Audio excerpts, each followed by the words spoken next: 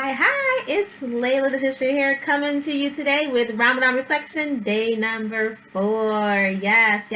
I'm coming at you with these daily Ramadan reflections as I experienced Ramadan 2020 alone this year because of restrictions due to COVID-19.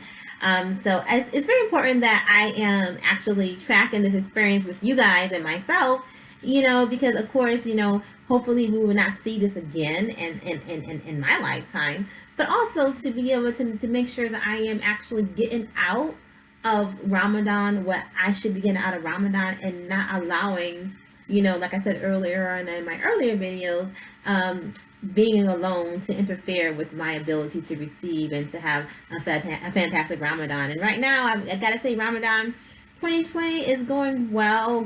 It's different, but I'm not lacking anything. You know what I mean? I'm not lacking anything except the community. But inshallah, we will get back together as soon as COVID-19 is over. We'll get back to it, right? So today's reflection is about one thing that I kept hearing yesterday, and we hear it all the time, but today is about Tawheed. Tawheed meaning the oneness of Allah. The oneness of Allah. That Allah is one God and there is no other God except Allah. Allah has no partners, He has no sons, no daughters. Allah existed before all creation. He created creation and He will exist after creation. So one of the things that I wrote down yesterday was, of course, that that Allah existed before everything, and that with Allah there is no end. So when we as humans try to put our human attributes to Allah, that is not correct, right? Because Allah existed before we all existed. He has no end.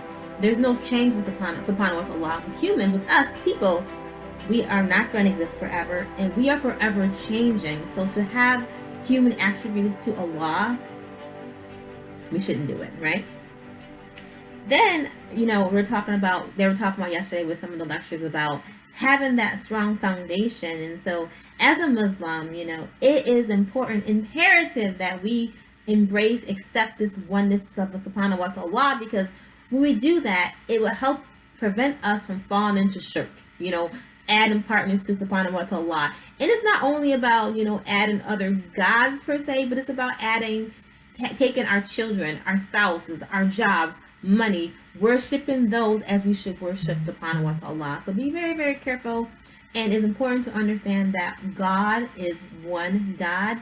He has no partners. He has no children. He is the creator and we are His creation. So that is my reflection that I have. It's really, really that strong foundation in faith and understanding the concept of Tawheed, that there is only one God and He has no partners. But like always, I do want to end with a scripture from last night's juice, and it's from Surah Imran, Surah 3, and it's actually the last surah the last ayat of this surah, similar to when I read the last ayat of Surah Baqarah. This is the last ayat of Surah Imran, and so it's a great surah. It's really about hope, and it's so important, especially during the time that we're living in right now, and being altered and just, having to really, really be uncomfortable for a little while, right? Like, we're a little uncomfortable right now, right? And this ayah is so important. And when I read it to you, you're going to be like, okay, it's so important. And it's about the power of subhanahu wa ta'ala. And if we do our part, trust me, everything is going to be getting back together, and we accept the miracles and we accept what is going on as alhamdulillah, all praise is due to Allah. It's easier to deal with it, right? So this last ayah in Surah Imran goes like this. O believers, patiently endure, persevere, stand, and guard, and be mindful of God so that you may be successful.